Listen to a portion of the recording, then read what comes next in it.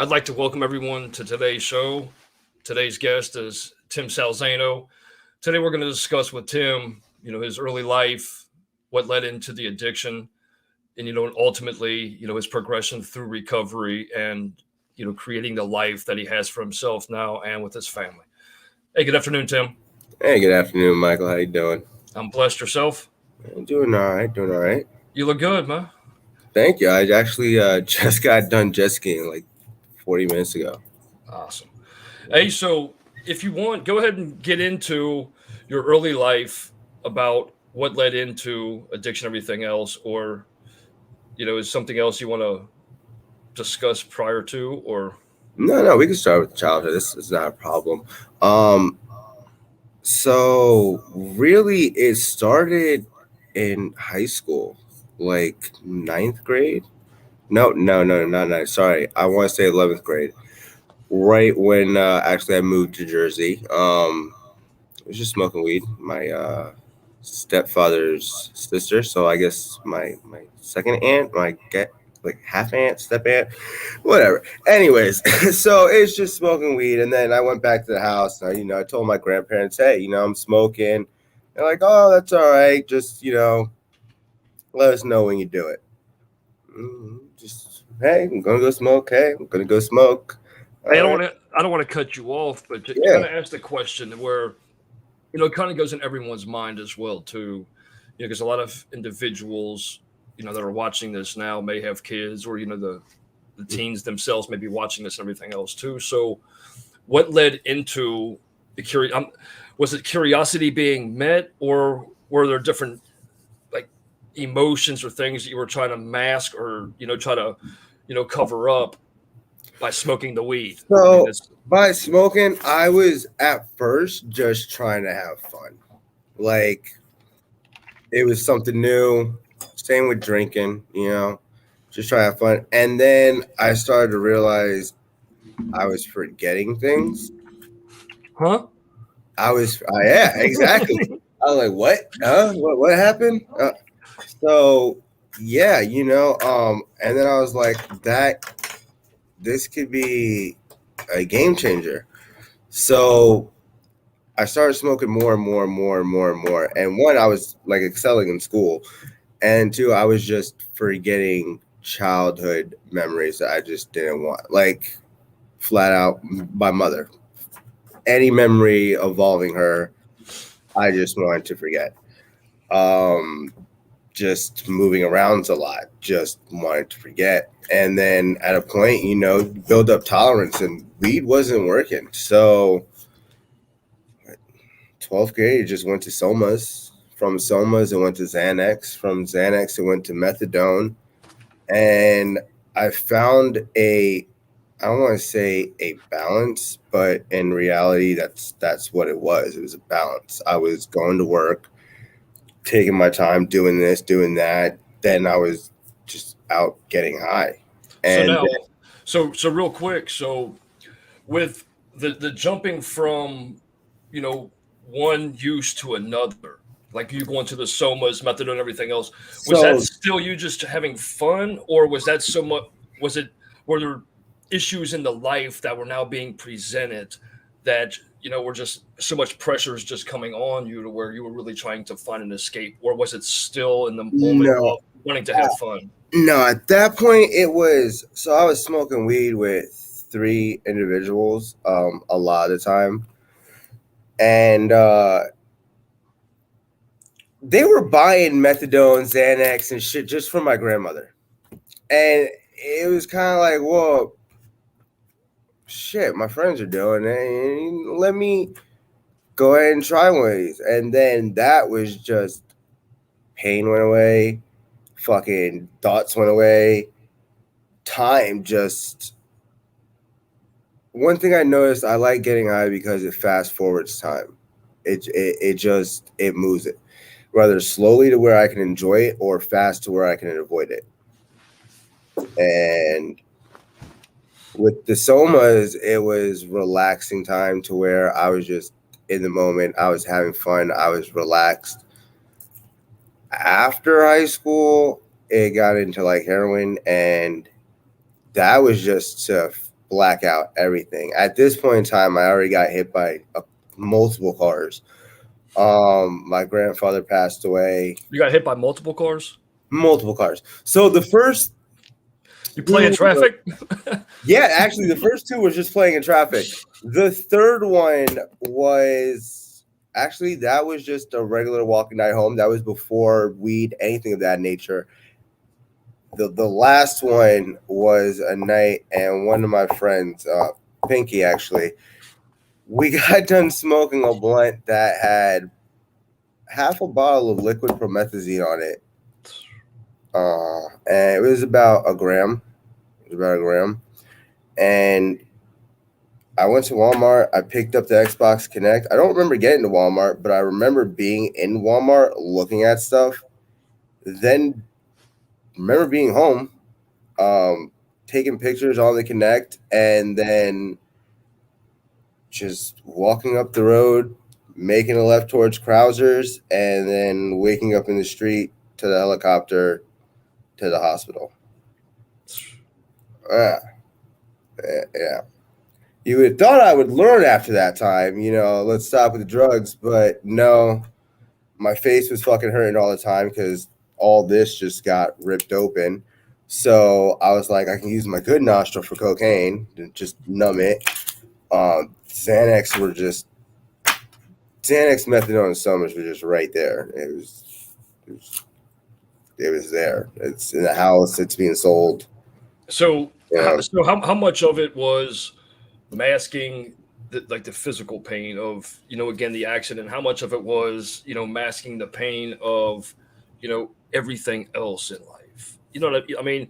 I know a lot of times, because I deal with a lot of veterans. And you, I mean, personally that, I deal with a lot of individuals, going through certain things. And, a lot of individuals, it starts out to where, because that's why I'm a big advocate against, pain pills, narcotics, and stuff like that, to where, because that's where it starts, and then it's like once you start having that euphoria and that relief from physical pain, but it's also an emotional relief as well too, to where we find that escape, and it just continues to, progress and progress and progress, and we just find more and more uses for it for ourselves. So, I mean, I know it started with the physical pain, but how much of it really just progressed because of, just want and need? Well, more than 10% of it. Like, I would say 10% was the physical pain, 90% was just the want, and I can do it. Like, you can't tell me I can't do it. Fucking. So, example. I wanted like 3 Xanax. My grandmother's rule would be like, I'm not going to sell you my Xanax. You tell my friends my Xanax. We're not going to sell you the Xanax though. Okay. My friends are going to charge me $10 a pop because, well, they want their money, obviously. So, but you bought them for $5. No, sell you. Okay, whatever. Hey, I need my yard cut. Like, I would just swindle some way to get somebody to do something to where it'd be like, all right, cool, now I got it. And if not, I would learn a skill to get it to where, like, I could pick a fucking safe with a paperclip under 30 seconds. They teach me that, man. Come on over. But no, like, seriously, I've learned like certain skills to just, whether it was to boost my art, whether it was just talking, whether it was just manipulation or just flattery. I picked up certain whatever skills. You see, and now, with that being said, because I've known you for quite some time now, and I know your abilities on the sales side of it, like just swindling, talking. I don't want to use the word swindling because what you do isn't really swindling, but the right words, how to relate to the individuals you're talking to. You have that chameleon gift that it takes in the industry that I myself am in, that you're in, and everything else too. So, how much of that skill set, and I see it a lot because majorities of my businesses, we utilize call centers. Okay, as so in a lot of the individuals that succeed in call centers, they come from a lifestyle to where that's what they were just used to, was that everyday hustle, that everyday that, oh, hey, this is what it is. And it's not necessarily hustling somebody, but it's just the you So being able to read what that next person wants to hear or what they need to hear and taking with that. So how much of that right. life led into the careers that So as with the telemarketing, so I'm mixed. Like I'm multiracial, Black, Italian, Indian, Puerto Rican. So I've never felt like I've belonged to a certain culture. Like if anyone asks me what I am, just like I'm me. I'm Tim. Like now, that's it. let me ask you So a question. Let me ask you a question about that while we're on that topic. I don't want to cut you off. I mean, I want to hear where you're going with this, but you kind of like touched on an important issue that a lot really need to have this discussion about. So, because how much of that growing up? So, how was the culture? I know you grew up in Jersey. Okay, so right. how was the cult? Oh, you didn't grow up in Jersey? I was born in Brooklyn, moved down to Florida, moved up Jersey, back to Florida, then back to Jersey, and back in Florida. Okay, so So Brooklyn. it's like back and forth. Yeah. So how long were you in Brooklyn? I was in Brooklyn to the age of 5. Okay, And well, then I because was in Florida from the age of 5 to around, I want to say till from 5 to 9/11, because I remember from 9/11, like 2 years prior, we were in New Jersey, and then we were there for a little bit, came back down, and then it was from like 12 ish. Yeah, 11, like end of 11, turning 12, all the way to 16 in Florida. And then from 16 to 24 in Jersey. And then from 20, like 25 here. And then, so now, how much? Okay, so with you being the vast majority in Florida, how was culture in the area where you were, and how much did that play into? A lot of individuals don't want to discuss it. A lot of individuals don't like to admit it, but a lot of individuals, one of the realizations that we have in life is like acceptance is one of the largest emotions that isn't talked about. You know what I mean? It's one of the things that it's on the back burner. It's a subconscious aspect, but how much of acceptance or your heritage, your culture, and everything else, did anything play into effect of like that? No. So it's really fucking weird because, like I said, I'm multiracial. So not knowing my dad and then just the way I was brought up on my mom's side, I was just always adapting to fit the situation. So I have multiple accents, multiple different. I don't want to say personalities because that'd just be like, oh, you're crazy. But like, there's different versions of me that different people would know. Like at work, they know me as professional, courteous, very friendly. They don't know me to have a mean streak. But yet my brothers would know me to talk more with a little bit of an accent, like I'm up north and do this. Or my grandmother knows me to be like hard headed, stubborn, just I don't want to do shit. Um, it all depends on the person and the mood and the way the relationship forms with them and what they really expect, kind of, which was bringing me to what helps me with the call center. It's reading people's language, well, speak and tonality, and that's what helps me adapt to certain things.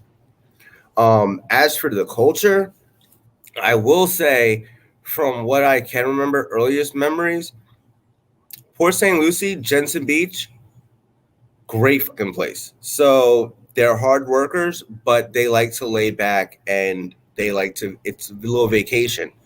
From there, when I moved to Jersey, like when I started like actually getting into smoking weed, doing all the drugs over there, it was you had people of money.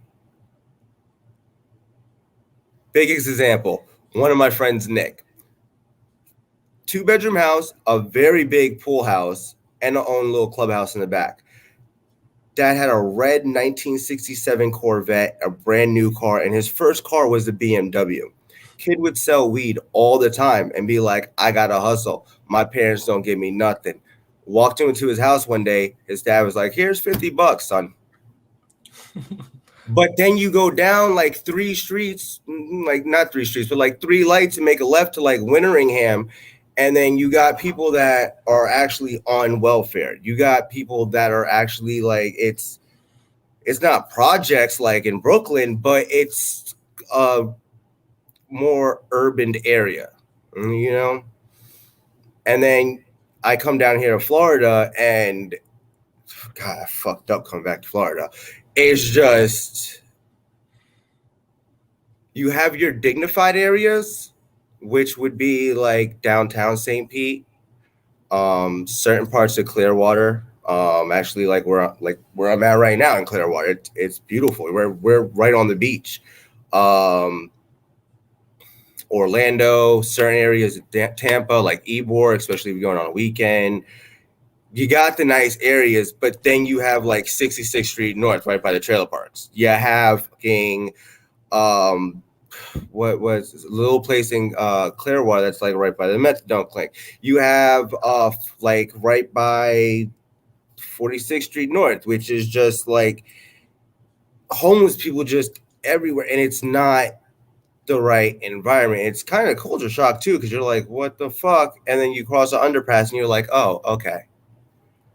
You know, and the longer you dwell in those areas and don't try to get out of those areas, you succumb to those areas. Exactly. You know, and that's one of the issues that a lot of people don't want to talk about and really admit is that of culture shock. You know, because you do, like you just, I mean, you said it, you hit it on the head where you said about the, you know, you do succumb to those type of environments. You do succumb to the lifestyles. You do succumb to the different, and sometimes it isn't even really you succumbing to that environment or that lifestyle. It's the having to deal with that. So now you succumb to the ways that we know on how to deal with and feel comfortable with being within those areas, and you know, so forth. Mm. So you know, how much of the progression of views, so was it a steady progression through time, or were there certain transition in life that took place that you were So I don't want to say comfortable, but I mean, you know where I'm going with I this, to get what you where go it's with that. So I want to say I was always a functioning addict, you know, because to be honest, I never stole. I never stole. I never was like, oh, pay me back, and then just like flat out rob you. Um, except for that one kid that had money. Like I still owe him $40 to this day, and bro, like, fuck you. Um, Nobody else though. Like I was just like, no, it's simple. If I hit you up on like Friday and was like, hey, let me borrow like 50 until the morning, I get paid direct deposit. I'm on my way to the bank, back to your house, bam. But were there any moments that, like in the progression of use, were there any moments where it did become the moments where even though you weren't robbing somebody, were you robbing oh, yourself? Were you robbing family because it oh was yeah, yeah. No, no, the last yeah. dollar spent and stuff like that? So there was around 3 times when it was like that. The first was when I was just I was just smoking weed all the fucking time. I mean, like at least an ounce every 3 to 4 days. And I was just like, yo, forget it. Instead of going to GameStop and like trading in my games over there, getting like $20 back and buying a new video game, just gonna pawn the video games at the pawn shop and get the money. I'm keeping the system. You know, I'll still buy a new game every once in a while, but once I'm beating it, I'm trading it and I'm getting some bud. Other time was, like I said, I could pick the safe. Grandmother was selling, didn't want to sell to me. She was getting a large quantity. I figured she wouldn't miss 50 of each. So I would break into there. Just 50. And yeah, 50 Xanax, 50 methadones, because that would be enough to where I keep 5 of each because I didn't like them like that. I mean, I liked them, but the way I had it was where the methadones, they get you high for 24 hours. So I would like break a quarter, snort it, take a Xanax like an hour or two later, and you know that one methadone I would just break up from a 24-hour period, so that way that 24-hour high would just last 48 off of each one.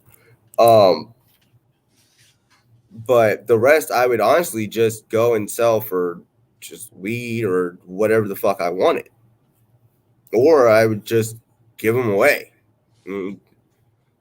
Just undercut my grandmother. Like, all right, well, friends only come by because they're buying your Xanax. So there you go, guys. You want to come play Dragon Ball? No. And then the last time was it was at the fucking trailer park. But I wasn't robbing or stealing for that. And I wasn't. The only thing that I'd say I sacrificed that out of that was the relationship with my child.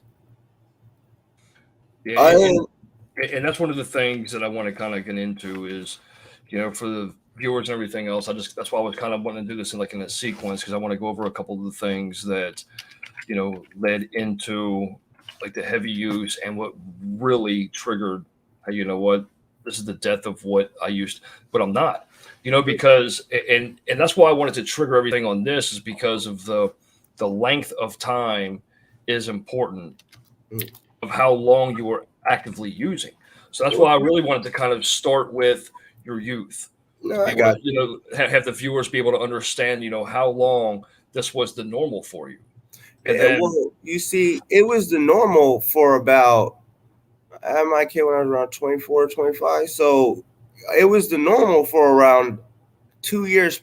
No, a year prior to him being born, because me and my ex, we dated prior to me and her getting together again, which led to her having a kid. Um, but the time we got back together after the initial breakup, I was like, all right, look, I'm just gonna smoke weed. I stopped the Xanax, I stopped the methadone, I just gave up everything.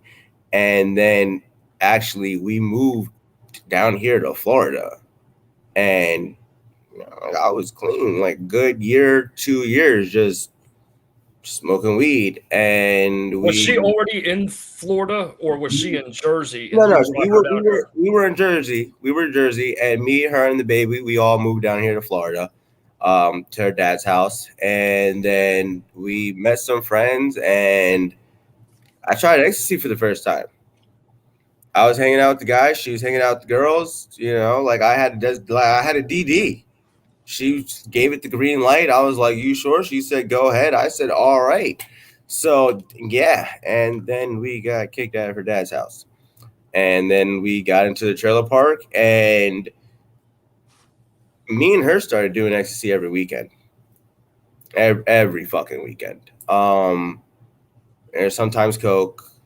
I think we tried Xanax once, but well, she did. Obviously, I already had done it. Um, and then one weekend, it went from Friday we did ecstasy, Saturday we did ecstasy, Sunday me, her, and the two people that were staying with us at the time, we all did acid. And then the next day, I doubled up on acid. Then the day after that, I quadrupled up on the acid. And then the day after that, I got a sugar cube of acid. And then the day after that, Gordon said, "Hey, I'm out of acid, but I got meth." And then from there, it just spiraled. It spiraled. Yeah. And so is that where, and again, going back to we all do what we do for a reason. We all have, and a lot of people say that, hey, I can control what I do. But, Mm. every individual, we have addictions and we have the addictions for a reason because that's what provides Honestly, us that euphoria and stuff like that. So the so progression, hold on, what I'm trying to get at is like the good. progression of how, like you just said, it was the acid, the acid, the acid, the acid. Then you came into the meth. So what I'm not going to say euphoria, but what did like the progression when you started with the weed, you went into the somas, Xanax, and the progression, the cocaine, the acid, ecstasy, and everything else. Were there different effects that each one gave you that caused the progression, or somebody look at it as a digression, So or was with the there just methadone, it feels better? yeah. So with the methadone, this was at the time when my grandfather passed away. So I was already depressed, and methadone just makes you like and just down like that, and that was how I was feeling, and it amplified it. um when I first started smoking weed, like it was just great. My head was just always up. I was energetic, and that was just, it was where I wanted to be. When it came to the other drugs, I was just unhappy where I was at, relationship wise, career wise, and I was like really just unsure with everything. And then we started dealing with something where we were getting false evicted with the house from I remember. from the people that sold the trailer to the person we were buying it from. And I don't do good with anxiety. You know, after like jail and everything, I realized me and anxiety don't do fucking well. Like every time I have to go to court, I get anxiety, and I have to have like a breathing exercise. Certain things, I have to have a breathing exercise before it, because my anxiety just makes me want to go and just fucking I want to go have a drink or want to go get high. But I learn breathing exercises, or like got like little weights, little hand scruncher thingies too. Um, but the meth just, that opened creativity, that opened up a lot of what I am indoors. I was allowed to be outside. So inside, I'm goofy, funny, very outspoken. Like a lot of people, unless you live with me, you'll never see that person. When I was on meth, I was going to work with my headphones in, listening to like trap remixes of fucking cartoon theme songs and like 80s, 70s, 60s songs, Frank Sinatra, Louis Prima, and shit on dubstep. And I was walking through the damn streets just bopping, dancing, having a good time, talking to random people like, hey, how's your day going? Great, good. Have a great day. Da-da-da-da-da. Like, even a few people walking downtown, they're like, that was you? And I'm like, yeah, that was me. Oh, great. It's good to see you doing good. And I'm like, thanks. But that just, it created a whole different fucking persona. And, like it was Was dope. it was it different though? See, and I don't want to say that to encourage or kind of fog this, but I Mm, want to like tread lightly on this, but because a lot of times it's kind of like how individuals call alcohol like the truth serum. mm, Whereas a lot of times when individuals, the reason why, a lot of times, drugs, alcohol, they do two different things for individuals. A, you're either masking something, hiding something, making you feel comfortable at something. B, it lets you be who you really are. And that's the part that a lot of people don't want to admit, to where, and you just hit on it, to where a lot of times it takes that alcohol use, it takes that drug use for us to be able to say, hey, I can finally be me. So that's what causes that progression in the use, because we're able to open ourselves up. We're able to do the things that actually interest us and so go into that. You know what I mean? So, with that, I can say no, absolutely fucking not. So I started heavily doing meth 2 weeks after January 8th. The deal was if I stayed sober for 2 weeks, my ex would come back. She didn't. So after the 2 weeks, I said, fuck it, party up. Now, the first month, fantastic. I was outgoing. I was happy. I was going and doing things and not giving a fuck.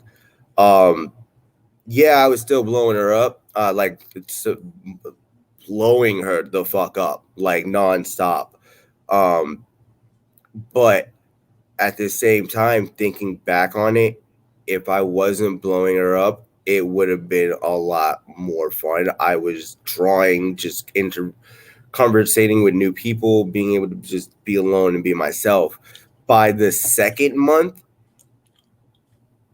it was getting over, I want to say overwhelming. I was up fucking 3 to 4 weeks at a fucking time with maybe 30 to 40 minutes of sleep, where I would be drawing.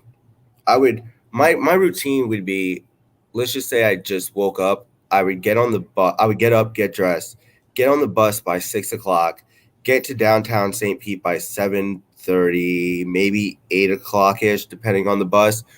Walk a fucking round. I would have a little bit of tinfoil, a torch on me, and a small little bag. I would take a fucking line, eat a little bit, walk around, go to verify, like the job I was working at the time. By lunchtime, I go in the bathroom and I'd snort or eat some, come back to work, go to the fucking, get on the bus, ride the bus home, probably snort some on the bus, get into the fucking trailer, and from 8 o'clock all the way until 6, 7 o'clock again in the goddamn morning, I would be stationary sitting on my couch with a light bulb that I fashioned into a fucking meth pipe, my fucking laptop, about 200 pieces of paper, a diaper box full of coloring pencils, and I would just sit there and draw anything I knew my son liked, anything I thought my ex liked, weird fucking mashups, fucking just anything, like just anything to keep me distracted. To where actually I went a few months ago and looked on my profile page. I did 100 drawings and colored in one fucking night. By the third month, I was just a corpse. My face was like in, but because I was also working out towards the end, because I just got sick of drawing, my arms were big, but my rest of my body, I was 120 when I got fucking arrested. You were prison built. Yeah, bro, I was like 120 pounds when I got into jail. It was just disgusting because all I did was just sit on the couch, and meth makes every fucking emotion 20 times more powerful.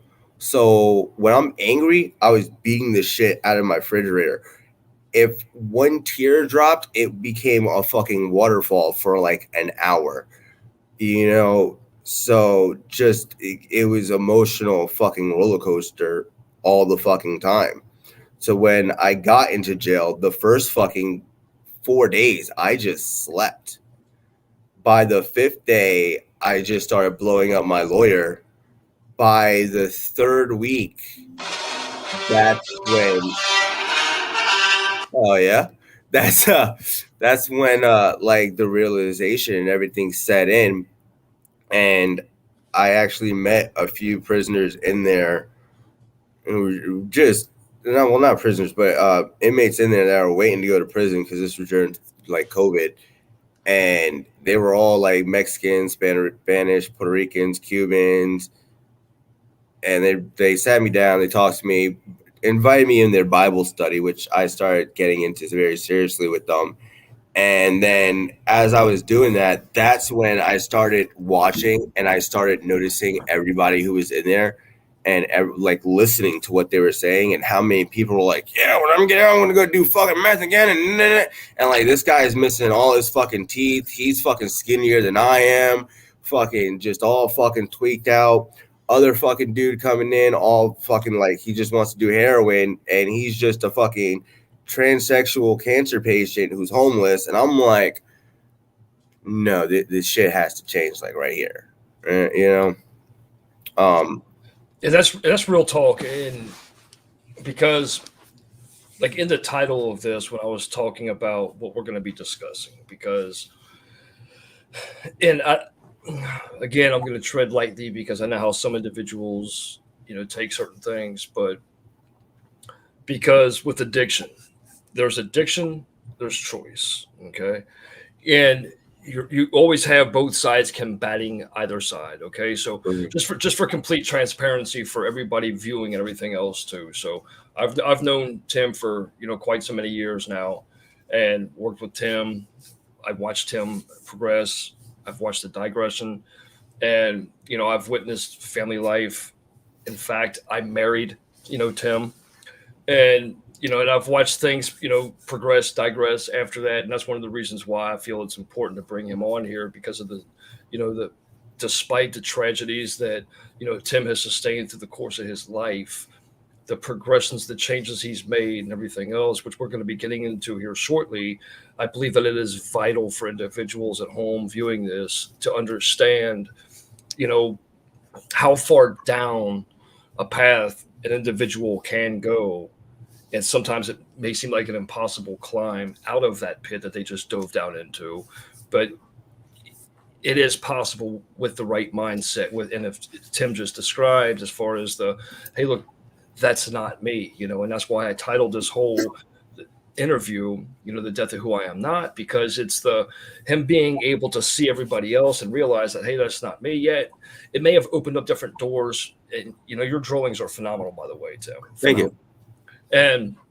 But, and, even at the office, I could see, certain moments because, of you both being there, and unfortunately, because when certain instances were happening in life, it affected the office. Yeah, you held pretty good. I don't want to get into that too much, but it affected both of you in a way to where I could visibly see the difference in, because the emotions playing a factor on that, and then just so many just mind fucks going on with the both of you.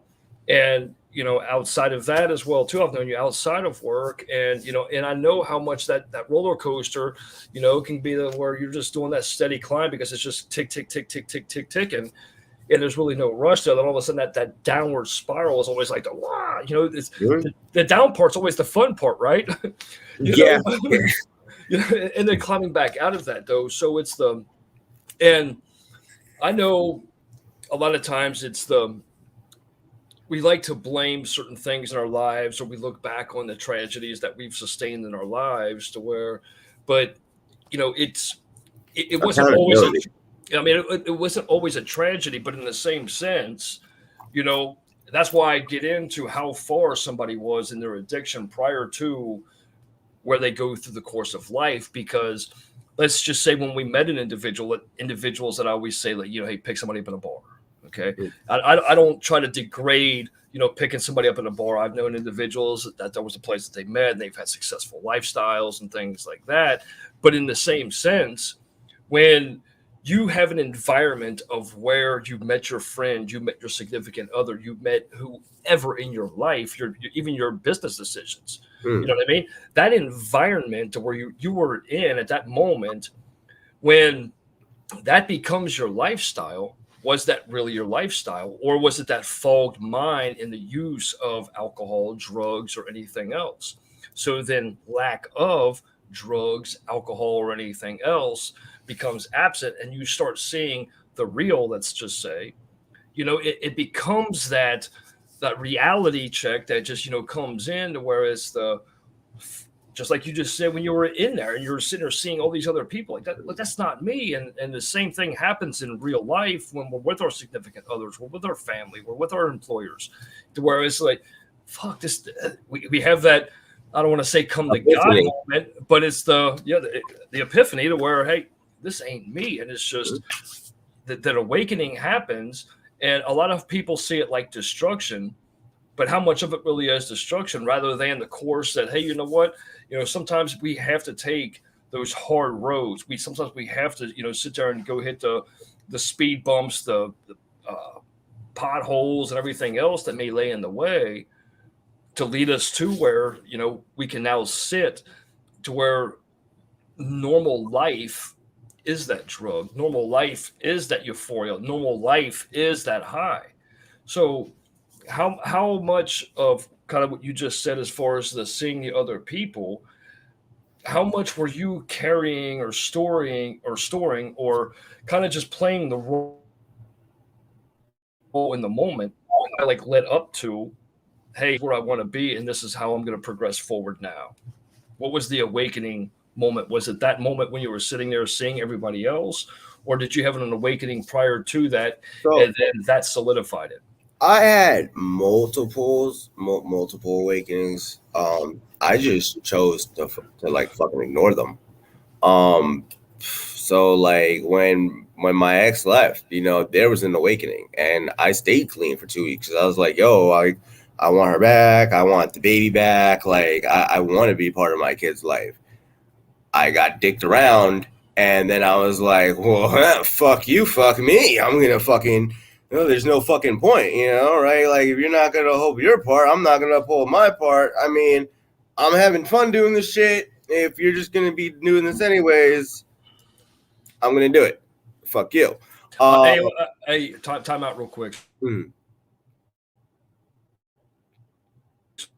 I don't want to cut you off. A lot of times, we as individuals mindset to where it's almost like a test from the other side. Again, that where sometimes it's the hardships that they're really not even hardships; they're blessings to us. You know what I mean? But how much that other side tests us or pushes us because they want to see us in misery, and I've witnessed this because I've known you for a while, and I've known you, your ex. I know both sides, so I do see, that I'm not touching you.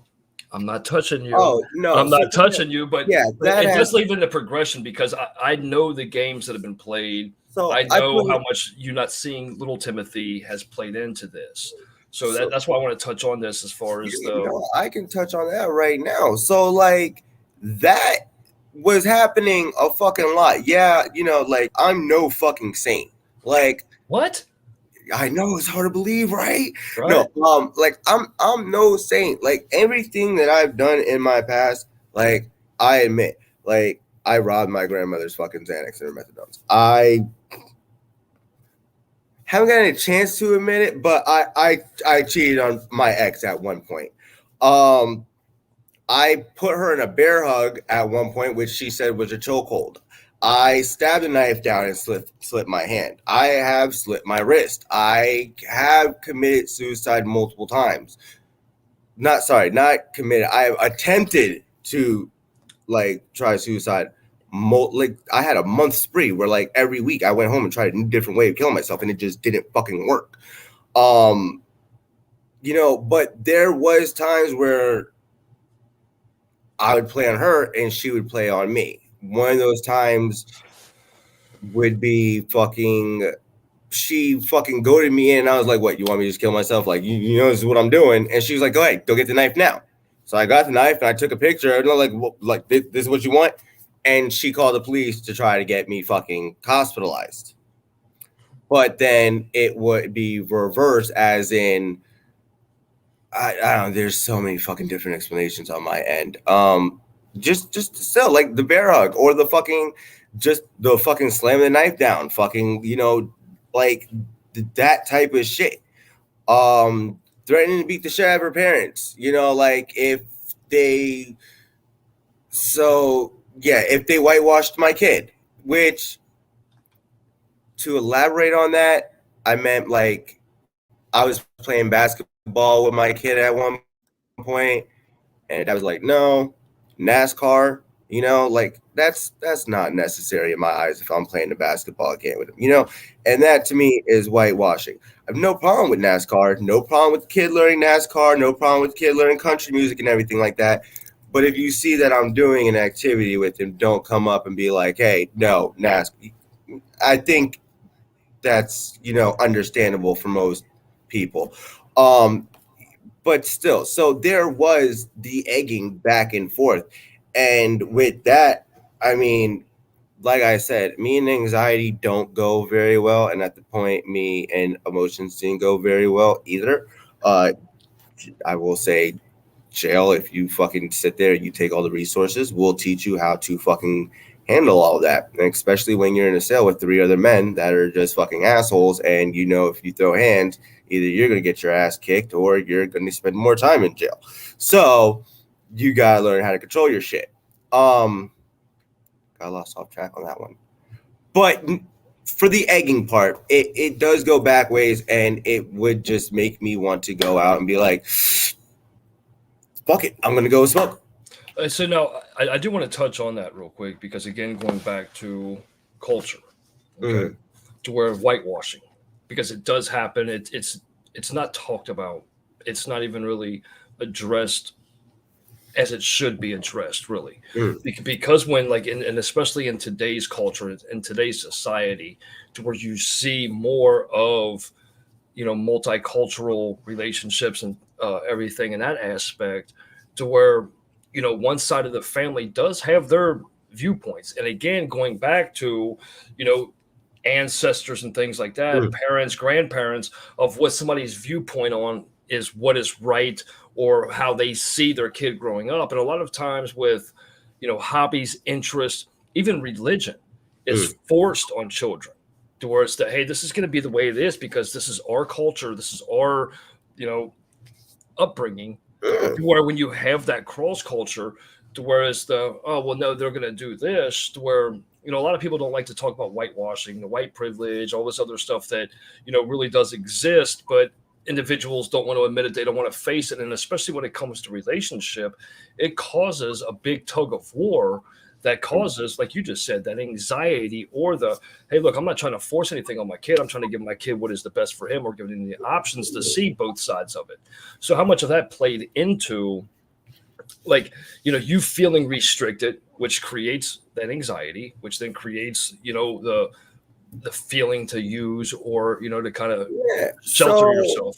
when it comes to like racial stuff, honestly, when I was a kid, being in like, say, I would go to Jensen Beach and for like a kids fair or for like what field day or some shit like that, right? Yeah, yeah. And there was like a whole bunch of white kids, and I was the only black one. I would look at my grandmother and be like, "Hey, I need y'all to stay like right here." Not because I was scared, but just because I felt uncomfortable. Like at any given moment, somebody be like, "Oh, okay," like a commodity or some shit. Plus, at the time, I also had an afro, and everyone was just like, "Oh, can I touch your?" By the way, annoying as fuck for people to ask and just come up and say, "Can I touch your hair?" It's yes, I know it's soft. I know it feels like a sheep. It's curly. It's nice. It's beautiful. But You sound like you're promoting it, man. no, we don't like you touching the hair. Um, but it was just awkward. As for with my ex, same thing. First day meeting her mom, I remember her mom taking a picture of me and sending it to her dad and saying, "This wouldn't happen if you left." Oh wow. What wouldn't have happened? Like she wasn't pregnant at the time. You know what I'm saying? Mm. um then still for the like just I didn't feel accepted by anyone in her family really until except for her grandmother, her grandmother Nana, is like really nice sweet lady. Her dad and I, it took a while, um but after I got out of jail and he saw how much I changed and how much like I want to be there and my reasonings for wanting to be there for our kid and his grandson, um me and him, I was renting a room for him for the past year. So our relationship definitely changed. Other than that, yeah, there ain't nobody in her family that I could say I honestly like get along with. And it's not due to the fact of just me being an asshole or some shit of that nature. Because there was multiple times where, like I helped her mom with her yard sale. Her mom went to fucking New York and her mom was in a wheelchair. And I'm like, yo, hey, people, get out the way. Yo, Bree, well, shit. Hey, you're not going to wait for your mom? Like, yo, your sister, like, come on. Like, I show respect. And I think you know that, like, I may be an asshole. Some people know me as an asshole. But when it comes to elderly or shit like that, I do show respect. And a lot of that plays into, like you just said, where no matter how much respect you give, or how much you show that you're a human being, that back of the mind that the other parties, have, really, as far as, that it isn't because of being the asshole, or, your personality, your character. It is strictly based on the fact of that back of the mind fuck that they have going on about culture, or about race, or about anything other than, and kind of how you just made the comment to where, well, hey, if you didn't leave, this wouldn't be her Yeah. life right now. It does play a large role in that. So how much, how much, I'm not going to say how much did that play in there, because I knew that you didn't base a relationship that you had off of how her family felt about you, but still, I mean, that still has to play a role in how you feel emotionally, how you feel in the relationship as a whole, being Timothy's father, being with your ex, everything else. How much did that play into, if any, into the overall relationship between the both of you?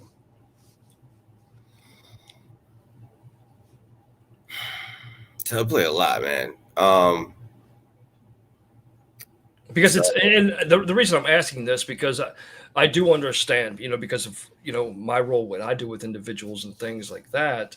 so I know it has to play a large role, and when you see yourself trying to not, I'm not going to say promote, but create a future for yourself, for your significant other, for your child, and things like that, and you see every other just roadblock, restriction, hey, we really don't feel this is right, blah blah blah, yeah. that plays a large role into that progression. So then what happens when we can't progress the way that we see ourselves, the way that we feel?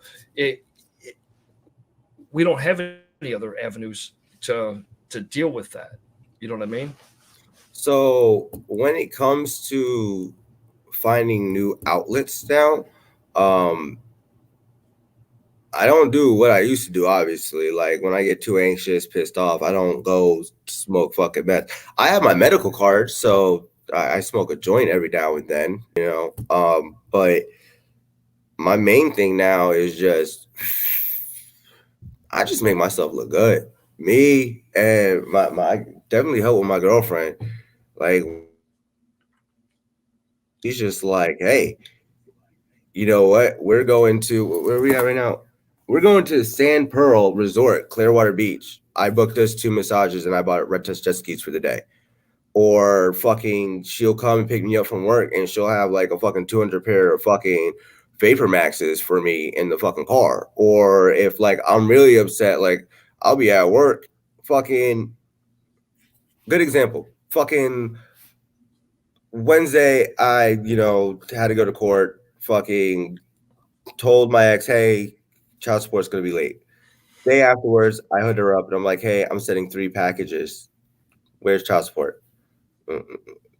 Look, I told you yesterday it's going to be like Saturday or Monday. Like it's going to be late. It's due. Okay, whatever. Look, you're getting 3 packages. You can't co-parent peacefully. Not continue this argument. Next day, I guess when the packages got there early, I got told don't send toys, clothes to my house for for my son. I have supervised visits that don't even start until the court order goes in.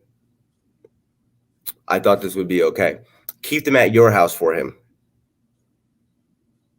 You see where that makes no fucking sense. So instead of arguing, saying something stupid or starting a fight, which obviously because of my past would make me just look wrong, I went out and I bought a $300 pair of Yeezys. And then on top of that, I bought another $100 pair of motherfucking Don Mitchells just for the fuck of it. Like that's my new thing. Whenever I get to the point where I feel like I would want to go and use, I go buy a new pair of shoes. Whenever I get too depressed because I can't see my kid, I go buy a new fucking jacket. I go buy a let's be real, I go buy a new pair of fucking shoes. Um, you know, like even my tooth. You remember I was missing a tooth, right? That this it's null and void now that it's filled, like I work on my outward appearance, I work on my inward appearance instead of spending $150 a fucking week on fucking meth, fucking upward of $200. I'm putting that money into myself. I'm fucking living life. I'm trying to just be fucking happy. So now, how much of that is, again, going into, as we spoke about with early life, and you know, a lot of individuals, we just change our high. We find that new euphoria. We find that new avenue to make ourselves feel good. So, and as you just described, to where, hey, we're able now to go ahead and treat ourselves. It's that new high. So before, when we're sitting there smoking weed, or eating the somas, eating the Xanax, doing the meth, doing the methadone, anything else in between, we're treating ourselves because we're in that moment trying to make ourselves feel something. And that's why, a lot of times when, and I tread lightly because, everybody's always going to, get a hair up their ass, or, take it the wrong way in regard to, is it really an addiction or is it a choice? Well, Because, it's still, you I'll may break be that right addicted to now. the aspect of wanting to make yourself feel good, Yeah. which every human being wants to make themselves feel good. But the choice comes into play to where what is going to be that filler that makes me feel good. So if you want to go out there and treat yourself to a new pair of shoes, a new jacket, at least that there is number one, it really is affecting your outward appearance as you just described, because now, hey, look, instead of me walking around, wearing the same thing day after day after day after day because I'm lost in my addiction, I wear a now this different new pair of addiction, shoes every day of the month. you got like what, like I'm up 30 to something? almost, I'm close to 31 pairs of shoes. And it's just growing. But no, so I would say it's a choice. Um, I chose when I got with my ex to stop using. When we got down here and we started working, and I met, my one coworker, I chose to take ecstasy because I wanted to have fun. You know what I'm saying? Chose and wanted. I chose. I wanted to have fun. When I kept doing the ecstasy every weekend, that's because I wanted to have fun partying, like I saw in the videos and the music, like on in the movies and shit. Like that's what I know as fun from high school. I know, oh, everyone's having fun, popping ecstasy, popping Xanax, having drinks. Okay, cool. I got my first house. Let's have fun. Like that's fun. Video games, fun. Doing the drugs, fun. I didn't know going to resorts. I didn't know going to dinner. I didn't know all that shit. And my ex just wanted to just sit. I mean, she wanted to go to the beach, but that's all she wanted to experience in life. And be honest, how many times can you go to the same fucking beach and experience different things? No, after the fifth weekend, let's come back in a month. But still, I lost track. Where were we? Sorry about that. No, you're just talking about how you doing the same thing Oh, over and over choice, again about right, the losing right, right. interest and everything else. Yeah, but no, so with addiction, it's a choice, when it came to the meth, still I stopped. And then it came to a point where I knew like there wasn't going to be repercussions after a certain incident happened. So after waiting about 2 weeks, I started again, and things were good. And then I got hit with the ultimatum again and I stopped. Then I started. Then when I got out of jail, I had the fucking option. I got out of jail. The first thing I did was went to the goddamn trailer park. And it wasn't to get high. It was to see if my shit was still there. And literally everything from when I was a child to most of my kids' first like stuff for birthday, first Christmas, everything was just the whole trailer was ripped the fuck out and just removed. Like there was lot 38, there was lot 39, dirt patch 41. You know? Then of course what I do, I went to Todd's house. Todd wasn't home. Went to Jared's house. Jared wasn't home. Went to Ashley's house. Ashley wasn't home. Walked all the way to fucking my very first neighbor's house when I was living with Brianna's dad. And he was like, yeah, you can use my phone. Da, da, da. I got in contact with Brianna's dad. And he was like, yo, we got your stuff. And from there, it was just like, no, I want to be successful. I want to see my son. I want to do this. So addiction really isn't a fucking it's not a disease. It's a choice. It's a choice that can turn into a disease, but in all honesty, everyone has an addiction.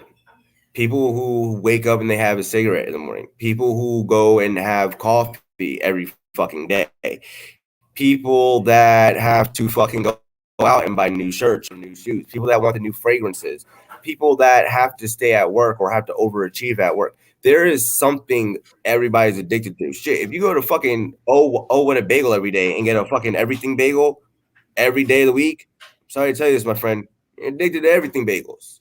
Like we all have our vices. It's just turning them into something that's going to be not destructive or beneficial. And then now, how has the progression gone as far as with Timothy?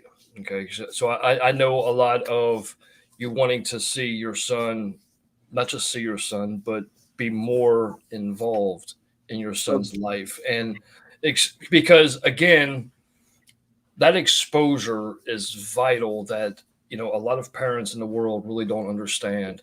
A lot of So, parents don't want to talk about, but exposure to mother, father is one thing, but then again, culture comes into play, and a lot of relationships nowadays, to where that exposure is vital to that child's upbringing and things like that, to where when you take culture out of it, when you take exposure out of it, that child's norm, they're going to grow up confused, because if it's just a part-time thing of when you're seeing this, opposed to something that you're exposed to on a daily basis. So, a lot of individuals that know me, a lot of individuals that don't even know me, like I grew up and I was racist.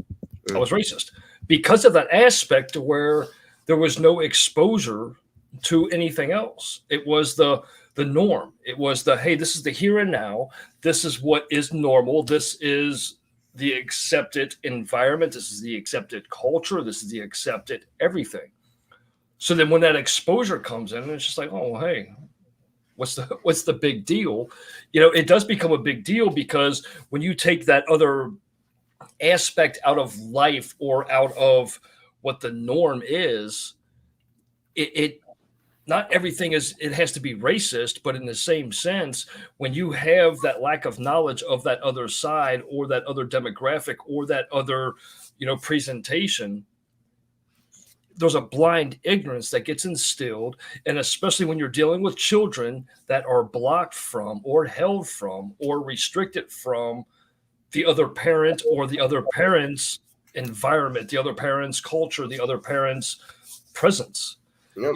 So and you see so many relationships that they use that kid as a tool, and it's a deadly tool at times. It's a Yeah. weapon more than So it is the tool. So I could tell because I was a fucking tool. So the moment my mom was born, she told my dad, "Psst, psst, whatever." Like he went to jail one time, and she was like, "No, I'm done." Well, from what I was told, he tried to get back with her. She said no. That she tried, and then he said no because he had better shit going on at the time with my brother's mother, and then she met my stepdad, and then whatever. But every time my dad tried to reach out to me, like via letter or whatever, my mom blocked it. I got letters now from my dad that like I didn't even know about like for a bit, you know. Um, but that's the same shit I told my ex. Like, hey, look, my mom had me hidden from my family until I turned 18. I didn't meet my brothers until I turned 18. I didn't meet my dad's sisters or mother until I turned 18. I was like, that's one thing I don't want is to not be part of this kid's life, Um, but now it's no, this is my son. If you want to see him, you can take me to court. So I did the proper channels. I spent the money. I got a lawyer. I did the petition. I'm going to court. I have to jump through way more fucking hoops that are necessary. Um, but I'm still doing it with no problem and a smile on my face, even though there's no contact with my child. I can't. She's not allowing me to have phone call. As I stated earlier, I can't, mail presents. There's nothing. Holidays, Christmas, even our birthday. Like there's. and then how much of that played into, and and again, that's why I kind of wanted to have you on the show in the first place. Because when you look at the vast majority of addicts, alcoholics, It pisses me made the that fuck choice. off. I mean, I get that No, point, no, but no. Mike, it pisses me off for this. I've been told by four different people four different things. One was from a black dude that's still not with his baby mama, but sees his kid often. He's like, bro, I sling crack and beat the shit out of her, and she lets me see my kids. Other dude was like, no, sorry, a woman was like, yeah, you know what? My baby daddy, even though he's a drug addict, if he calls me up to see his kid, I'm going to let him see the kid. Another woman, yeah, he used to beat the shit out of me, but you know what? If he wants to see his daughter, that's her father. I'm going to let her go see her daughter. And the same thing with the last woman, too. My girlfriend, my current girlfriend, she has two baby daddies that don't see their kid. But if they want to, she will pack those kids up and she will bring them to go and see them. You know? So there's men out there that are selling drugs. There are men out there that are still addicted. There are men out there that are beating the shit out of their women who are more than eligible to see their fucking kid. And my baby mama can't even let me get a goddamn phone call. well, see, and So, that's what I'm getting at though is the fact of, you know, knowing this, and again, like that decision to say again, choice or addiction, disease, blah blah blah blah blah, but you knowing these factors, and regardless of that outside source saying that, like you just described perfectly, about those other four individuals, to where, even though in your mind and hearing that, oh well, hey, they're actively doing what they do and they're still able to see their kids, how much is this going to play into effect if I fuck it, I'm going to go ahead and maintain my addiction, but you made the decision to where, you know what, I'm going to clean myself up, I'm going to do the things that are necessitated for me to achieve this the right way. And that's why I commend you, I commend you in the decisions that you've made, the changes you've made in your life and everything else like that. But how much did that play into a whole lot. that ultimate choice to say, hey, you know what, I'm not using it anymore? It play a lot. So I realize, like I said, there's dudes out there hitting their baby mamas and selling drugs that can see their kid. But if you look at those dudes, they're not successful. Like they have long ass records, or they're just working at McDonald's or some shit. Okay, there are some probably like blue collared fucking wife beaters out there, obviously, and white collared ones. But that's beside the subject. We're talking about the lower collared ones. Like I can honestly say, 2 years ago, I was in that bracket.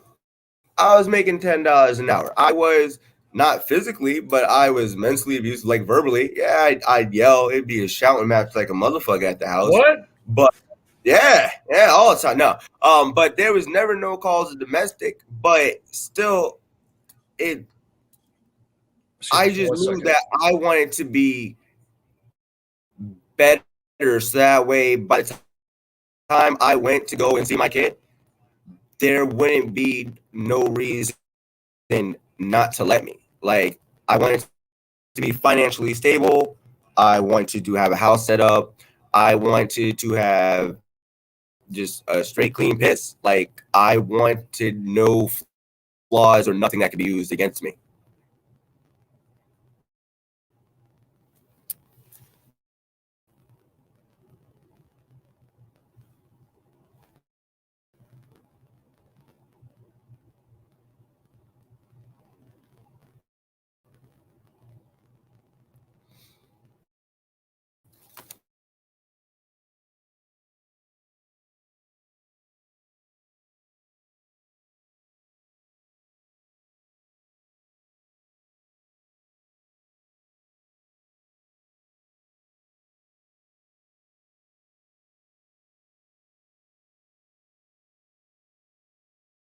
Okay. I mean, I have to.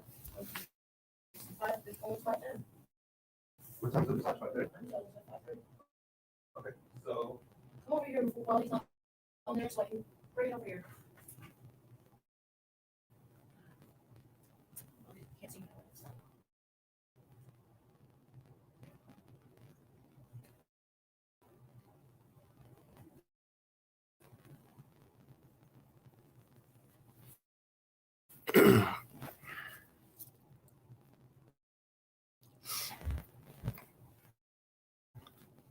Welcome back. My apologies. Not very professional. Somebody's knocking at my door. I apologize about that. But it's all right. But it's no, all right.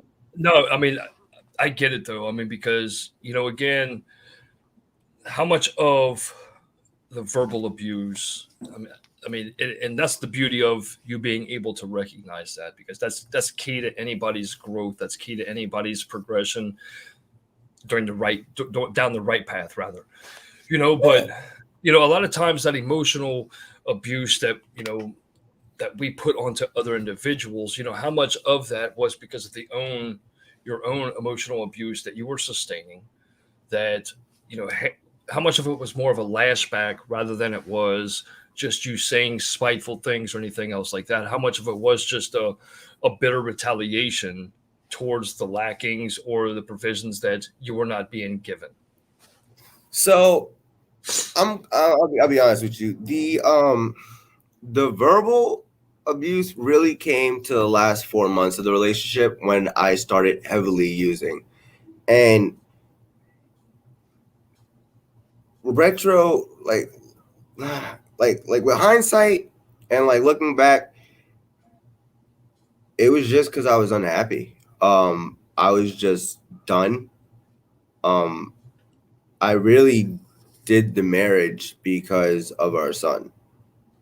Okay, now how much of your past relationship, how much of the reality of everything, the use, the past relationship and everything, did Cassandra know prior to you guys going in full tail? She went to court with us, so she knows the whole story. Even before, like when I got with her, like I didn't tell her full on, but I told her like, look, I had an addiction problem. I'm going through this with my baby mama, this, that, and this. And then a little while longer, I gave more, and then you don't want to give her shell shock with everything at once. Exactly. Oh, hey, you know what I was to say? Oh, a guy back then. Yeah.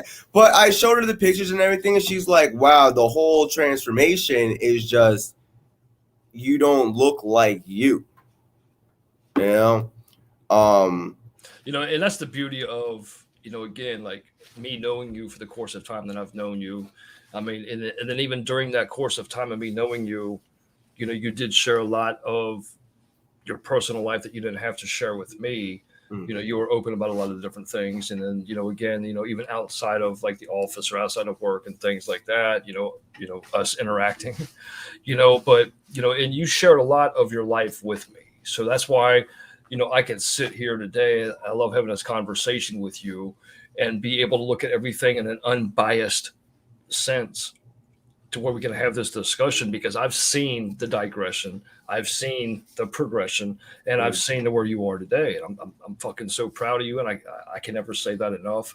And I mean, there's an obvious factor, basically, as far as the why you are where you are today. And that's why I wanted to have this discussion, because it isn't just that.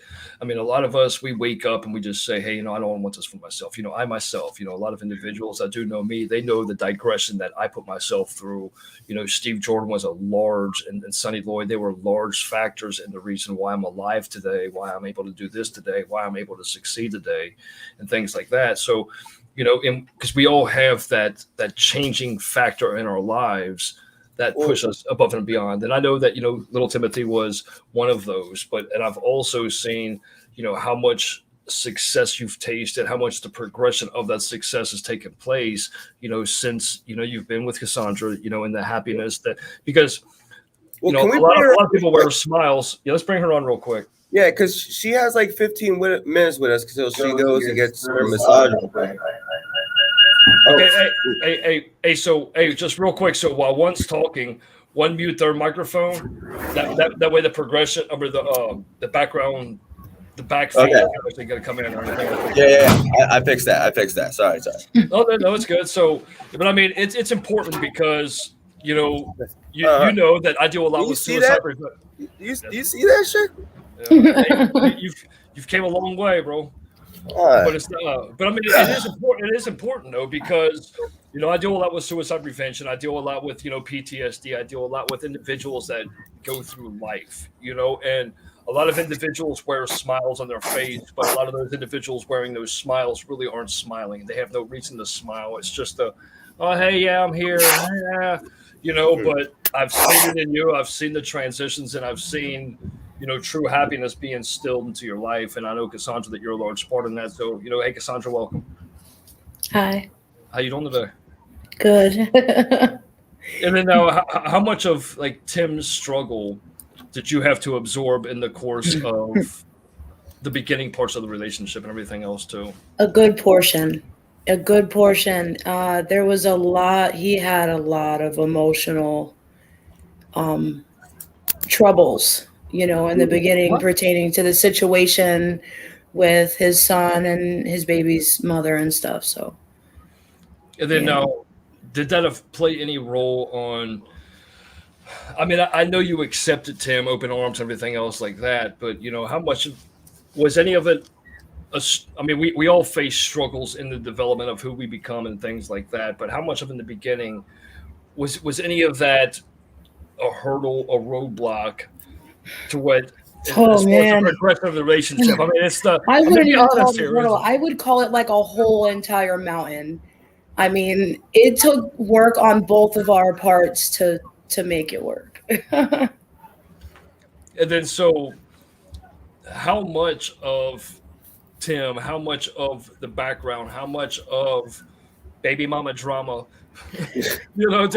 were you like really exposed to in the beginning, opposed to like now that you know Tim, and it's like, oh hey, here's this. Hey, this. I want you to know that we have this other little factor right here. So like, how much of it like was immediate? How much of it progressed in? I was getting pieces from every person really like that I met. So he would tell me generally what the situation was, and then I would meet his grandma, or I would meet who he was living with at the time when I met him. Hey babe, just so you know, babe, before we go in here, right? This is about. Well, yeah, just a few people had told me pieces and stuff of what was going on, and then after about 2.5, 3 months, he really told me everything, like had a whole breakdown. And yeah, so, and I wouldn't say breakdown. Not like an actual mental breakdown, but like a breakdown of the situations as they occurred. So he clarified, what had been going on. Hey Tim, now, hey, humble yourself now, Tim, because I've seen some breakdowns. Oh yeah, no, there's been breakdowns, but I can say honestly, since I haven't been with my ex, I haven't had a breakdown. I mean, yes, but in the same sense, it's the, a lot of times like anybody that's gone to like AA rooms, NA rooms, whatever the case may be, there's always the discussion about the pink elephant, about the, oh my God, these enjoyments in life, this euphoria in life, these new things that are, coming in my life right now, how to accept them and things like that. So sometimes that does cause a breakdown in a sense to where it's the, like my whole downfall, my whole life was the fact of, because of the tragedies I sustained at my youth, me questioning if everybody that was close to me was going to turn their back on me as the same that family did. So going into a new relationship and things like that, and Cassandra being so open and accepting and understanding of everything, how much of that played into, I mean, because it's a heavy burden for those that come into our lives when we have so much baggage. It really is a heavy burden for a lot of them to bear, and that's what makes it a blessing that things do, transpire the way that they do. It's a blessing that, Cassandra's been understanding of that, been there for you. And I mean, how many individuals going into a relationship would show that support, going to court, being supportive of, wanting to be that other individual in your life that is really actually going to, here in the future, solidify the fact that, Timothy actually has a sustainable home with a mother and a father, basically. Yeah, not a lot of people would do that. And, there's times I would say, I do have breaks. Like, every once in a while when we go to these nice these resorts and these spas, like, I get angry as fuck. And it's not that because we're there or because, we're doing something fun. It's for the fact that, like, bro, my kid would be loving this right now, and like he's not getting the chance to enjoy this. Like we've been to Universal, Busch Gardens, Aquatica, fucking the Sandals resorts, the Pearl Resort, fucking resort, and fucking Jensen Beach, different resort in fucking Tampa. Like that's all we do every fucking weekend, you know? So like he's missing out on all of this, the shopping, the fun, the cultural experience, you know? Like and it's devastating, it's aggravating, and I mean I can just keep going on describing it in all reality. Well, that's important, and that's the reality of it. And that's again why I'm glad that Mm. Cassandra's on here as well too, because that plays a large role in which she does and her being in your life as well too. Mm. Because again, like with cultural shock and everything else like that, that's something that a lot of people don't like to talk about, but it's a reality. It's the back of that mind again, that mind fuck that hey, Timothy could be here with us right now as we're at Busch Gardens, as we're at Aquatic, as we're at Orlando Studios and things like that, to where it's and I know that Cassandra in her heart, she sees it the same way. And that's the beauty of everything else as well, too, is that she's able to have that same mindset, basically of a mother, as if that, hey, Timothy could be here with us right now as we're doing these certain things. Oh And, yeah, and, bro. and not many individuals are able to do that and to bring things into that. And that's what adds, that bigger strength into what, the both of you have right now. And, it's And amazing. that's fantastic because, like I said, we got approved for the 3-bedroom apartment. And the main reason we got the 3-bedroom apartment was because she was like, I want your son to have his own room. And just in case that you start flapping off with that mouth again, you can just go in another bedroom. Right? That too. She's like, since he's only here on weekends, you can have the weekend there. And then on the weekend, you come in the room. But Or did you guys have that third bedroom just in case that she wants to come over for that supervised? She can stay in another room. no. We've already come to the conclusion. Anything that I get is just going to stay there. Anything she gets, I don't care. Don't need a diaper bag. Like, I can honestly say, like, this is a humble brag, but we are financially stable enough to fucking give this kid whatever the fuck he wants. You know, it's like, and that's what I've always wanted. Well, And I'm glad. and that plays a large role into like your role of what you do today career wise. So Because again, like going back into like me witnessing like you coming into work every day and things like that, and you know that I've spoken to you. I speak to almost everybody that I see come into work about how much of this is what you want for yourself, how much of this is where you see yourself in a year, 5 years, and things like that. And you've always talked to me about being into a management role or being in charge of specific clients or things like that. That's why again I'm so proud of where you are today and things like that. So with what you do today and your role, how much of that also plays into the sobriety? How much of that solidifies oh, the fact that so hey, my you know job, what, it's as far as bro. financial backing, I mean, you're making good money, Mm, but also being able to be comfortable knowing that hey, when you come into work, this is where I want to be. 1 second, and I will answer that. Hey, just leave the chat. Okay, I don't know how. I'll, Hey, I'll if you want, you can. I took her out of the chat for you. All right, all right. She Thank she you, already thank got you to for the joining. spot. So Thank you for joining, Cassandra. I'll say, yo, with my job, I love my job. There's like no other place that I would want to work right now. Marketopia is a big life changer. So they do business to business sales. They help other companies with marketing strategies, their websites. Just picture a life coach for a company. But not only that, but their management team and the owners, they're kind of like life coaches themselves. I know we do hire a lot of people who are doing like the prison release program. We do have a lot of people that had addiction problems, Is and it's Marketopia one word or two words? Marketopia is one word. Marketopia. Yeah.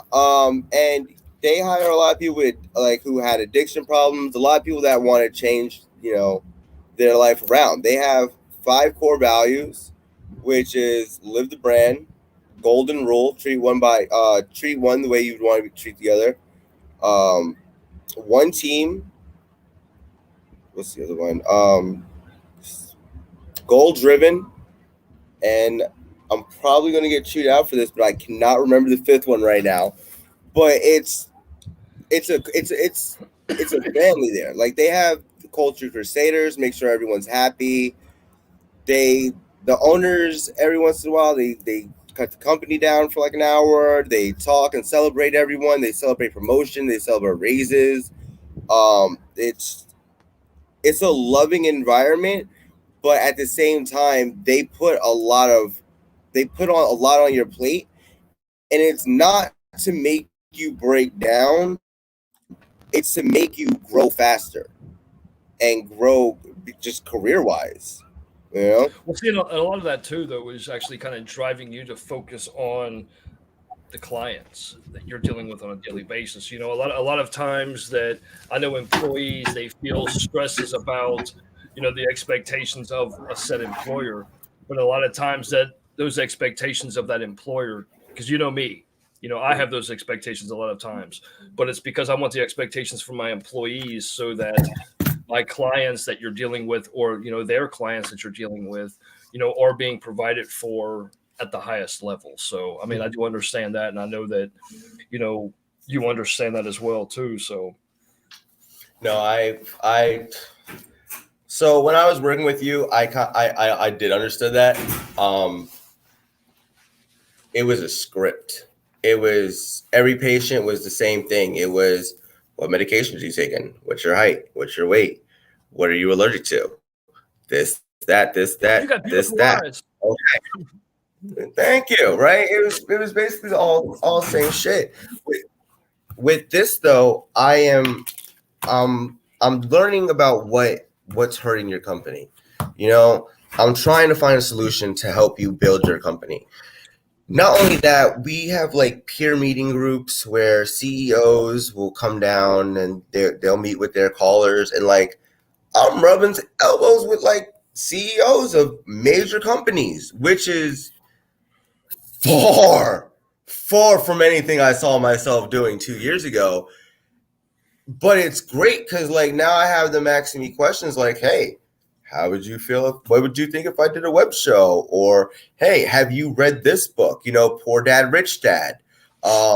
Have you read Think Rich and Get have you Think and Grow Rich? Like they're passing me the knowledge that was passed to them, and it's phenomenal. One of my clients that I was working with actually paid for me to take tech classes, where now I'm certified in WashGuard. And like, there's so many like blessings that have come out of like I'm just gonna say out of Marketopia, like Terry and Andre Henning in general.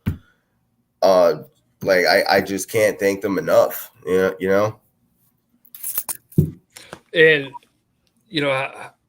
where do you, and again, I know I've asked you this when you were with me and everything else too, but where do you see yourself in a year, 5 years? I mean, is it something that now that you are in a position to where you truly see yourself and you feel the acceptance and you feel that they want to see you grow, now you understanding this and actually having that feeling of acceptance, that feeling of appreciation, that feeling of everything else, where do you see yourself a year, 5 years from now? So as I told my sales director Jose and my team, my human resource director, in the year, well, within the next 2 months, I see myself in the team lead role.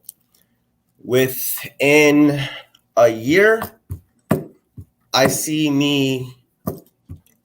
If I go back to school and get a degree, I see me being a client success coach. If not, I see me on the business development side of sales. After that, I can definitely see me being maybe a trainer, um, a recruiter. After that, like by the end of the 5 years, it ends up with me being in the administrative hallway. Like, I don't want to stay in one position too long. Like, I don't want to be a team lead for 3 years. I don't want to be a training manager for 4 years. I don't want to be in the BDR role for 5 years. I want to be in every role for like maybe a year, 6 months, and learn every role, get every role down pat to where I can be on that administrative team. Where, you look that company website up and there's me and a nice sports coat, dress pants sitting there like on the website. And when like that's where I see myself, career wise. House wise, I mean, we just paid a year up front for this apartment, so that way we can start saving more money, build our credit. So within 2 years, I see us buying a house. Nice little 4-bedroom house, little garage, a little shed. Yeah. I see me seeing my son within the next 6 months, just because of how slow that shit's going. How much of the visions that you have now for yourself, family, the son, how much of that was visible before in the moments of addiction, in the moments of having that clouded judgment and everything else? Like, I look at Cassandra every time we go out on one of these trips, and I'm like, yo, everything me and my ex talked about while being high is what we're doing now. Like, I wanted to do these things with her and my son, but the way we were together, the way there was no helping one another. Like, when I'm down in a rut and I feel like I'm fucking up at work, Cass sits there and is like, nah, you're a tiger. You're gonna get there. You're gonna go. You're gonna set some sets. You're gonna you're gonna go. You're gonna get these deals. You're gonna kick ass today. And she tries to help build me, or she'll be like, hey, have you taken a new certification class yet? Like, when's the last time you got a certification? Like, when's the last time you done this?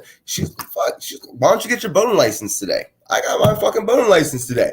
Like, she helps I'm me. on a boat, bitch. Look at me now. I was on the jet ski whipping that shit up. But she helps me to build she builds me to be better. Whereas I do the same with her. With me and my ex, it wasn't that. We were just stationary in one spot, worrying about how we were gonna stay in that one spot. And then, so with that being said, I mean, because I know that in an unselfish way, you do want to have that relationship, not relationship, but relationship, with with your I ex. want to have a co-parentship. Right. Well, Where and then a lot of times, I mean, there are ways that exes are able to. I mean, you don't have to be friends that call each other every day, but there has to be a friendship and an understanding there because you know, there had to have been something there at some point to even establish a relationship to begin with. Okay. So, and then during the course of that, things do fall off. Again, going back to what I was saying before, that, on the environment where we meet an individual or circumstances of when we met an individual is always going to play a role in that outcome and, where we are today and things like that. But, we have to come into understanding that, hey, I understand that, you're taking this course, but this is where I see myself. This is where I want to see myself for our child, for us, see ourselves for ourselves, because there are healthy ways to maintain relationships, outside of, the direct connection and things like that.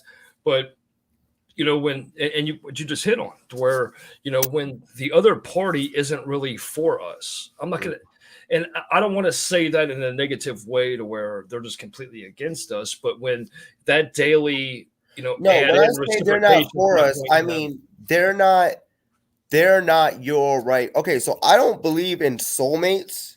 You know what I'm saying? Like I come to realize, like people out here looking for soulmates. And if that's what you want, by all means, look for your soulmate. As for me, I don't have a soulmate. I have a life partner. I have someone who is going to be basically like a business partnership with where we're going 50-50. If I see you slacking, I'm gonna get your ass back up to speed. And if you see me slacking, you're gonna get my ass up to speed because you want to see me doing better and I want to see you doing better. That's what I mean by partnership. With my ex, it wasn't a partnership. It was so her biggest thing when she left was saying, you didn't need me. And it was because I was smoking meth in our screened in porch at night instead of laying in bed with her. Mind you, we woke up together. We went to work together. We had lunch together. We came home together. We ate dinner together. And then I would lay with her until like 11:30, 12 o'clock till she passed out. And then I would go out to the screened in area and smoke. And if you just pick your head up from the bed, poke the blinds, you can see me. But nonetheless, it was, you didn't need me. You shouldn't need somebody in a relationship. Because if you need somebody, that just means you're not ready to be in a relationship. I didn't need her, just like I don't need Cass. I want Cass. You know what I'm saying? Like I want her as my business partner. I want her as my life partner. I want her to be there. I want to be happy with her. Like this is my person. Okay, now the same thing with drugs, alcohol. Okay, because again, just like the choice or disease aspect of it, to where hey, I don't need you, but I want you because I want to feel this specific way. The same way that we bring individuals into our lives, the same way that we choose careers in our lives. It isn't because of the fact that we choose careers because hey, we need work, jobs. Yeah, we need money. But in the same sense, we choose specific careers because of the fact that I want this. We do need that. There is a necessity there, but the choice of hey, look, this is what I want for myself. This is what I want for my family. This is what I want for today, tomorrow, the coming years. That has to play a mind. In the mind. And the same thing with relationships, to whereas you're right. Hey, I don't need you here. I want you here. But if and it's all about reciprocation, because if the other party isn't giving in what they're expecting, it's a dead end road. I don't care where you go in life. I don't care if it's a career, if it's a personal relationship, if it's for a personal journey. If what is going in isn't reciprocated back to the expectations that we have or that we place on a certain instance, an individual, a career, or anything else. If what we're giving in isn't reciprocated back to us, what we're actually going into is never going to succeed. Again, I don't care if it's personal relationship, if it's career, if it's for our personal ventures or anything else like that. So, no, you got to give to receive. It can't just be a take. Now, granted, I'm not going to say I was all give because that would be a lie. I would say in the beginning it was take because I took her back after she left me fucking 3 times. So I was like, you got to just prove it. Like you said, oh, you came back because you loved me and your ex left you to go play Yu-Gi-Oh on your fucking birthday. Like, okay, fucking prove it. Like what are we gonna do? Like show me some type of affection or some shit. And she did. So then it started getting reciprocated to where I started planning shit out as well. And was like, okay, how about we start going up to Pennsylvania? You meet my family and shit. And then, things were going good. She had the baby. And then I want to say it was fully give, because after the baby, she just laid on my bed with the baby for a month. I took care of her. I took care of the baby. I went to work. Then we moved down to Florida. It went back to that give, take. And then the addiction side just the partying and the fucking ecstasy, and then the meth just kicked in, and then it kind of just it was an excuse to act out because I was not happy where I was career wise or relationship wise, and I knew that I knew that I knew that when the baby was conceived, because I tried to leave her 3 times. I remember. But she kept coming back to my house, knocking on my door, begging me not to make her a statistic and a single mother. And I felt bad. So I took her back. And then I was like, we're going to make this work. I didn't tell her this was my thought plan, but I said, we're going to make this work. We're going to leave Jersey, get away from our family, and we're going to make this work. The only difference was I cut off all my family. She didn't. And she was still just bitching about me and being told to leave. Okay, now how much of it was? I mean, I know where she was going with it in regard to being a statistic and things like that, but I told her I didn't want to be a statistic. I told her I didn't want to be a black man that wasn't as far as life. I told her if we ever separate, I'll give you money. In fact, when I got out of jail before the courts put me on child support, I was willing to give her $200 a week because of how much I was making, because I just did not want to be a black guy on child support when I know damn well I can take care of my kid. And that's where I was going with this. That's where I was going with this too, because I'm a statistic now. Do I give a fuck? Well, the viewers at home, again, that's when we talk statistics, you're always going to be the statistic. Yeah, it's the single mothers or the lead in, but I mean, to be real, and anybody viewing this or anybody else, they can say one thing, but you, I, and everybody else that's viewing this, we know the fucking reality of everything else too, that, you're going to be the one that is the fucking statistic. You're going to be the one that, oh, here's another African-American male that, had a baby mom, left the kid and things like that, left the baby mom to be a single mother, to where it's a sympathy for that single mother. That nobody really looks at the statistic as far as, your role, you actually wanting to be there, and, how much effect it's actually playing on you. Bro, Whereas poor me, I'm left out here to be the statistic, but who's the real statistic in the whole fucked up part about the whole her playing the statistic and I'm a single mom shit is, bro, she left me. I begged for her to come back. Like literally cried and begged for nights for her to come back, and she didn't, obviously, so like me and Cass were talking like 3 nights ago about family, and I was like, if something were to happen where you started doing drugs, I would put your ass into fucking rehab or something. And she was like, same thing with you. So like and I've said this to Brianna too when like we were breaking up.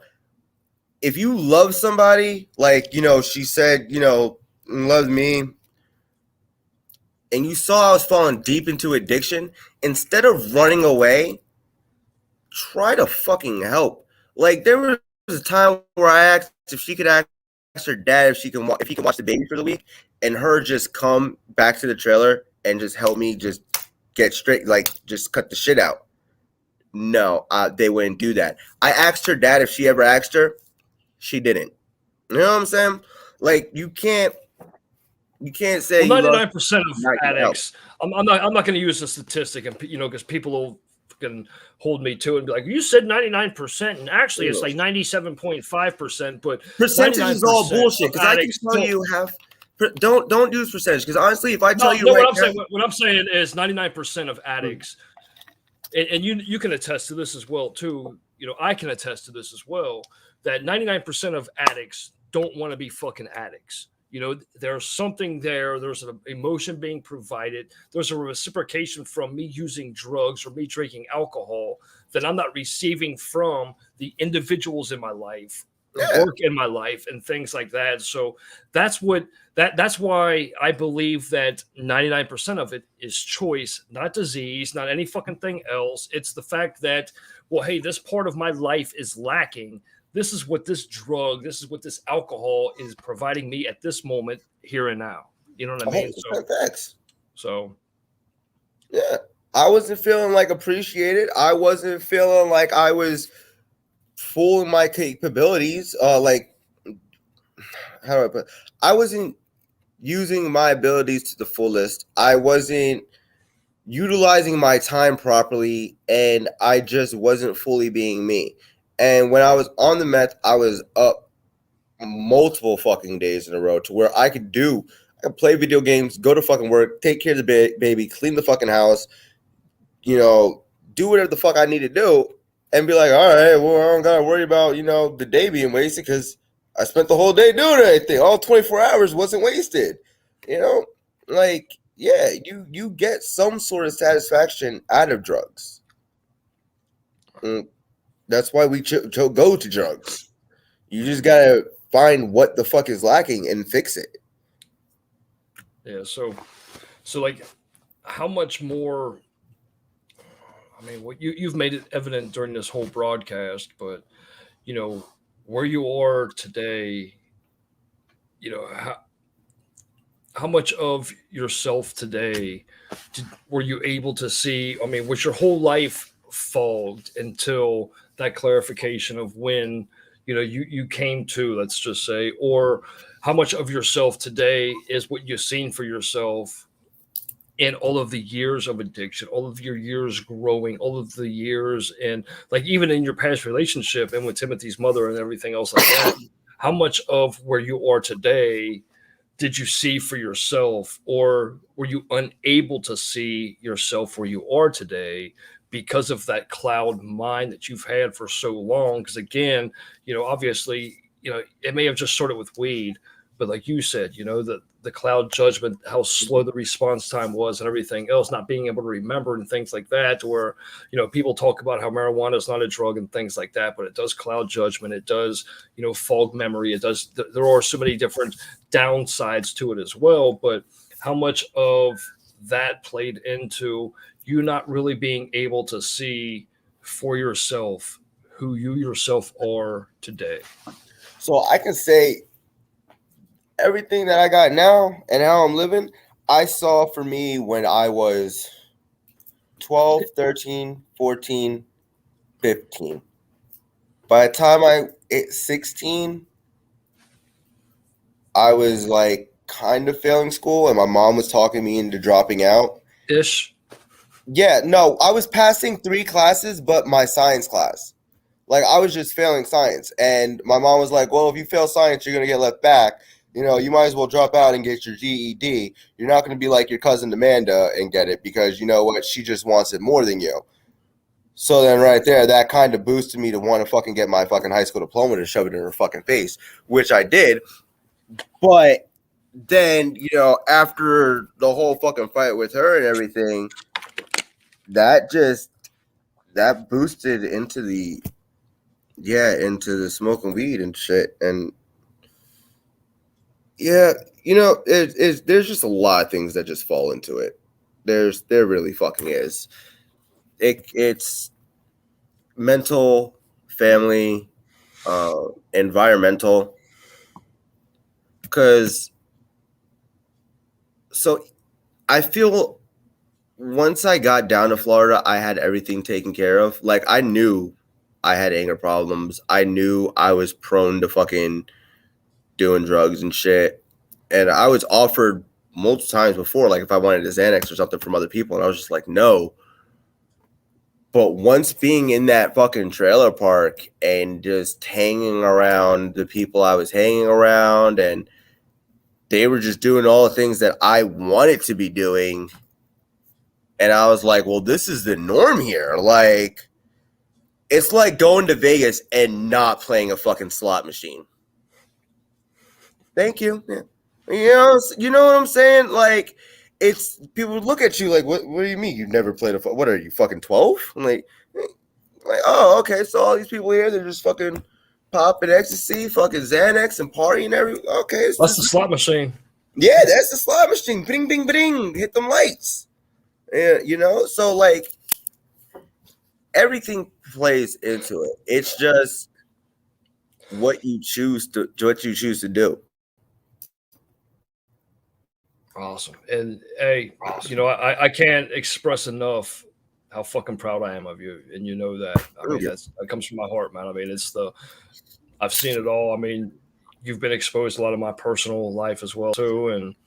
But so I'm not going to say it takes a lot for me to say that I'm proud of somebody, but people that know me, for me to come out and A, bring you on this broadcast, B, to tell you that I'm proud of you, it takes a fucking lot. I mean, somebody has to show that growth. Somebody has to show that experience. Somebody has to show that determination. Somebody has to show that personal growth for me to come out and say that I'm fucking proud of you, man. And I mean, I really am proud of you, Tim, and you know that. And in closing, is there anything that you want to share or any kind of promotion you want to do for yourself, business, family, or message that you want everybody else at home to know, or anybody at home that you want to kind of encourage with anything? Yeah, man. So like I see it this way. If you're dealing with addiction problems or something, I'm the first motherfucker to say I don't like talking to people. What? I don't. Like, it can be used against you so fucking quickly. Like, look at my baby mama. Like I get it, but it while in jail and talking to people, I sat and cried in the middle of a pod full of like 180 men multiple fucking times. Man, you soft ass dude. Well, we were talking about the baby, the past, and all that other shit, like, and it helps. It definitely helps. I'm not gonna push religion, but there was like a religious self-help book that I found in jail. I can't remember the title, but you read like a chapter a day, and it asks you like more inward looking questions instead of like religious questions. So you really think, and then you answer it, throughout the 40 days, and then you can go back and read it multiple times and see how your answers change. Was it Rick Warren's Purpose Driven Life? Yes, that was the book. That was the book. Yeah. That's a good read, or even something like that, or just a journal. Also, while I was in jail and when I got out, I just got stacks of writing what I did that day. So there's outlets. So if you got the need to want to go out, do some coke or meth, ecstasy, whatever, honestly, go write it out. Get the app called Klarna. It'll give you a credit card for whatever amount you want. Take that money that you got for the meth, go buy a pair of shoes or a shirt, and you just play cornerback every 2 weeks, and you just get better stuff to make you feel better. That's what I do. I buy shoes. Shoes make me feel better about myself, that I can't see my kid, or like if I feel like I'm just failing at one point in time, like I'll go buy $200-$300 pair of shoes, and that's my thing. Go find your thing. Basically, it might be fancy dinners. It might be walks on the parks. Might be a beach. You gotta sit and really just take time to think. And also, I've come to realize a lot of people that are just not happy and that are just constantly doing drugs is because they haven't found themselves. And I have not found myself, because I'm fucking like changing every fucking month. But work on trying to understand like what makes you tick, what makes you happy, what makes the dopamine run through your brain. that will definitely help with not wanting to do drugs. There's certain songs that I put on, and when certain chords or certain notes are played, I feel it being just like if I was doing a fucking line of coke and you feel that rush right there in the back of your head. There's certain songs that when certain notes play, it hits and the dopamine's released. So Hey, there so are.